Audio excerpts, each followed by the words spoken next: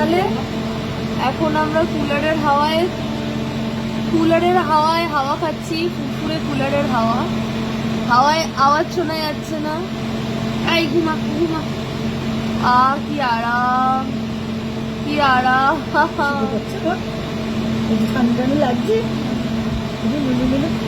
একজন বলছে, কমেন্ট করছে যে 5 স্টারে না গিয়ে সেই পয়সা দিয়ে আগে বাড়ি ছাড়াও। আচ্ছা, বাড়ি ছাড়াতে কি আমার মানে 8-10 হাজারে বাড়ি ছেড়ে যাবে? তাই মনে করেছি 8-10 হাজারে পুরো বাড়ি রিপেয়ারিং হয়ে যাবে তো? বাড়ি রিপেয়ারিং বলে 8-10 হাজারে হয়েছে, তাই জন্যই 8-10 হাজার টাকায় কার বাড়ি রিপেয়ারিং হয়? আমার 5 স্টারে আমার আর মায়ের খেতে হতো 3.5-7 হাজার টাকা, আর এদিক ওদিক খরচা নিলে তো 8-9 হাজার টাকা হবে। 8-9 হাজার টাকা আমার বাড়ি ছেড়ে যাবে? আমার বাড়ির যা অবস্থা, 1.5-2 লাখ টাকা লাগবে। 1.5-2 লাখ টাকা কি 5 স্টারে লাগে নাকি? দেখো আমি মনে করি কিছু কিছু মানুষ এমন আছে যারা সারা জীবন টাকা জমিয়ে বুড়ো বয়সে গিয়ে বাড়ি বানিয়েছে, কিন্তু এনজয় করেনি জীবনটা। বুড়ো বয়সে গিয়ে সে একটা অট্টালিকা বানিয়ে, অট্টালিকা তো একটা মানে ফার্স্ট স্টোরি একটা, ঠিক আছে আমি 1 তলা 2 তলা যাই বললাম, সে সারা জীবন কোথাও না গিয়ে, কোনো আনন্দ না করে, কোথাও মানে ঘুরতে না গিয়ে, খাওয়া দাওয়া না করে, পরনে না দিয়ে, কিচ্ছু না করে তারা একটা বাড়ি বানিয়ে মনে করছে মানে আমরা পরম সুখী। কিন্তু আমি মনে করি ওই বাড়িটাকে আমি সঙ্গে নিয়ে মানে স্বর্গে যাব কি? যাব না তো।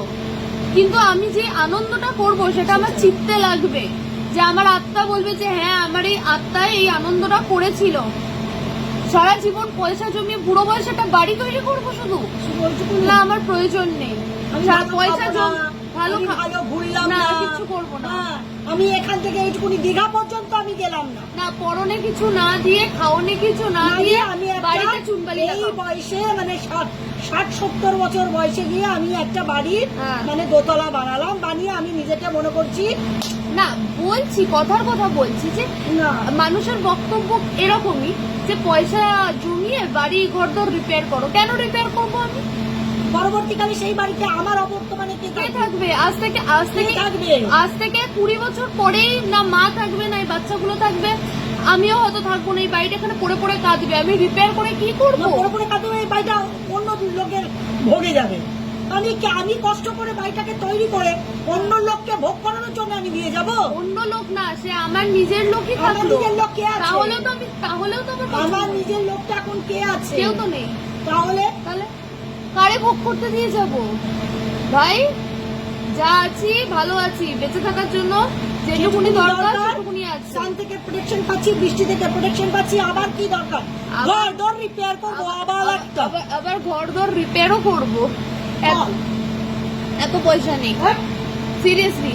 আর যদি থাকেও সেই পয়সা আমি খরচা করব আমার সুখ স্বাচ্ছন্দ্যে, আমার মনে যেটা চাইবে, ঘুরতে যাওয়া, আনন্দ করা, সেগুলোর জন্য। আমি কেন ভাই পয়সাগুলো জমিয়ে রেখে বাড়ির রিপেয়ারিং এ খরচা করবো? বাড়ি রিপেয়ার করো 5 স্টারে না গিয়ে। মানে এগুলো কিন্তু জলুনির কথাবার্তা, সব জলুনির কথাবার্তা। আমি এরকম বাড়িতেই থাকতে ভালোবাসি, আমার দরকার নেই।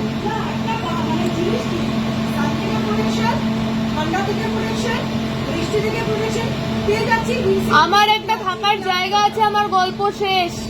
আমার তাকে স্বর্গ বানাতে হবে না। স্বর্গ দেখার জন্য দুনিয়া রয়েছে, সেটাকে ঘুরে ঘুরে দেখো। সারা জীবনটা কিছু দেখলাম না, করলাম না, বাড়ি রিপেয়ার করো।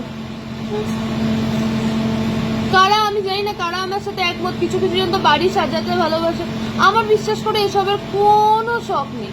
আমি শুধু চিন্তা করি যে আমি মরে গেলে আমি সাথে কি নিয়ে যাবো? এই বাড়িটা, না এই বাড়িতে যে আলমারি সাজিয়েছি, না আয়না সাজিয়েছি, না ফুলদানি লাগিয়েছি, না পেন্ট লাগিয়েছি, না সেগুলো।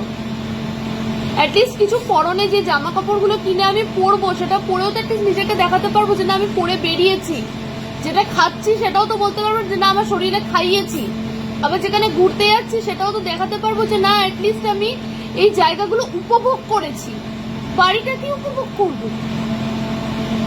আমি জানি না ভাই। আমার যেটুকুনি প্রয়োজন আমার বাড়ির, সেটুকুনি আছে, সেটাতেই আমি হাঁটি। হ্যাঁ